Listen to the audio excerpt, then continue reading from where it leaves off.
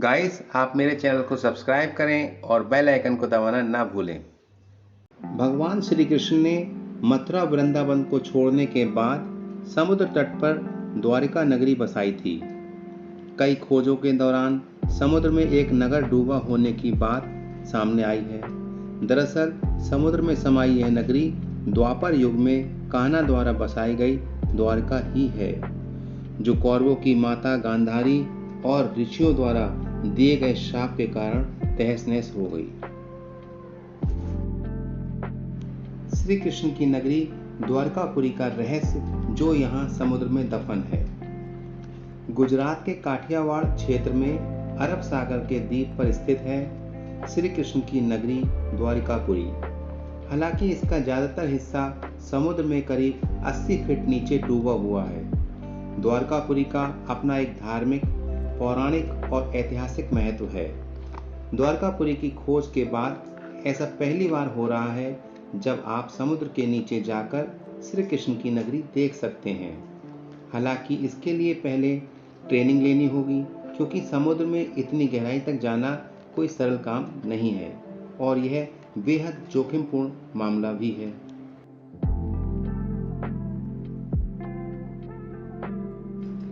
ऐसा है द्वारकापुर का रहस्य। द्वारकापुरी से जुड़ी कई कथाएं प्रचलित हैं कि कैसे श्री कृष्ण की नगरी समुद्र में डूब गई। द्वारकापुरी के 3 भाग समुद्र में डूबे हुए हैं। द्वारकापुर के कई द्वार हैं। इसका सिर्फ एक भाग ही, जिसे बेट द्वारक कहते हैं, समुद्र में बने टापू पर मौजूद है। इस द्वार से जुड़ी एक कहानी है। कहते हैं कि मीराबाई यहाँ श्री कृष्ण से मिलने पहुंची थी। उस वक्त श्री कृष्ण ध्यान में थे।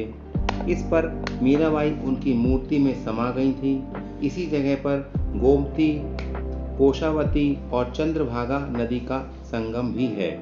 यहाँ एक बड़ा रहस्य यह भी है कि जिसे आज तक कोई नहीं समझ पाया। यहाँ पांडवों के 5 कुएं हैं। चारों ओर समुद्र का पानी खारा है, लेकिन कुएं का पानी मीठा है। स्कूबा डाइविंग के जरिए देख सकते हैं द्वारकापुरी। बेशक द्वारकापुरी अब पूरी तरह खंडित हो चुकी है, लेकिन इसके अवशेषों को देखने का उत्साह हमेशा लोगों में रहा है।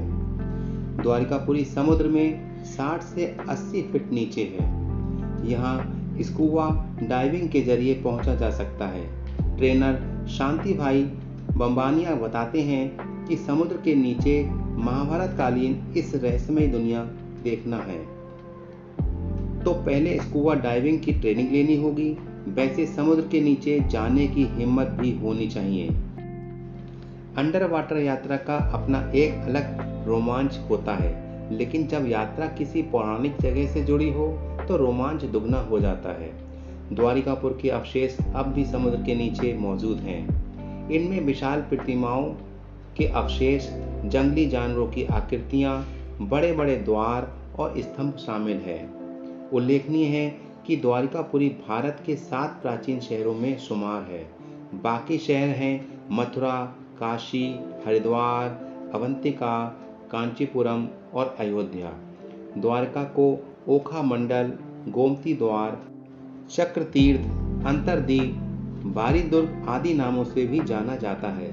बहरहाल स्कूबा डाइविंग के लिए नेशनल इंस्टीट्यूट ऑफ आर्सिनोग्राफी से गोवा से परमिशन लेने की प्रक्रिया शुरू कर दी गई है। बताते हैं कि सितंबर से अप्रैल तक सैकड़ों लोग यहाँ स्कूबा डाइविंग के लिए आते हैं। ऐसे चला द्वारकापुर का पता। पौराणिक कहानियों के अनुसार श्री कृष्ण ने करीब 36 साल तक द्वारका पर शासन किया। ब्रजनाभ यदुवंश के अंतिम राजा थे। हालांकि वे कुछ साल तक ही द्वारकापुर में रहे। इसके बाद हस्तिनापुर चले गए। जब तक द्वारकापुर की खोज नहीं हुई थी, तब तक यह महज एक किंवदंती के तौर पर कथाओं में जीवित रही। सबसे पहले वायुसेना के पायलटों की नज़र इस पर पड़ी। इसके बाद राष्ट्रीय समुद्र विज्ञान संस्थान ने सोनार टेक्निक से समुद्र के अंदर जाकर करीब 4000 वर्ग मीटर क्षेत्र में अपनी रिसर्च शुरू की। तब वहां द्वारकापुर के अस्तित्व का पता चला। वहां से लकड़ी, पत्थर, और हड्डियों के हजारों साल पुराने अवशेष मिले थे। माना जाता है कि ये अवशेष महाभारत कालीन के हो सकते हैं। दोस्तों, यदि आपने मेरे चैनल को अभी सब्सक्राइब नहीं किया है तो प्लीज़ मेरे चैनल को सब्सक्राइब करें, लाइक करें और इसे ज़्यादा से ज़्यादा लोगों में शेयर करें। ऐसे समुद्र में डूब गई द्वारिकापुरी। वैज्ञानिक रिसर्च बताते हैं कि हिमयुग समाप्त होने के बाद समुद्र का जल स्तर बढ़ा था। इससे दुनिया भर में कई तटवर्ती शहर समुद्र में डूब गए। द्वारिकापुर भी उनमें से एक है। हालांकि दरअसल महाभारत का इतिहास 5000 साल पुराना है, जबकि हिमयुग 10,000 साल पहले समाप्त हो गया। बहरहाल पौराणिक मान्यता यह है कि श्री कृष्ण ने जब मथुरा छोड़ा तब यदुवंशियों की रक्षा के लिए अपने भाई बलराम के साथ मिलकर द्वारकापुरी की नींव रखी थी। कहते हैं कि यदुवंश के खात्मे और श्री कृष्ण का जीवन पूर्ण होते ही द्वारिकापुरी समुद्र में समा गई। इस इलाके को पहले कुशस्थली कहते थे। एक कहानी यह भी है, कहते हैं कि धृतराष्ट्र की पत्नी गांधारी और ऋषि दुर्वासा ने यदुवंश के नष्ट होने का श्राप दिया था। एक मान्यता है कि द्वारिकापुरी एक नहीं 6 बार समुद्र में डूबी। वर्तमान में जिस द्वारिकापुर का अस्तित्व मिला है वो 7वां शहर है। इसकी स्थापना प्राचीन द्वारिकापुरी के पास ही आदि शंकराचार्य ने 16वीं सदी में की थी।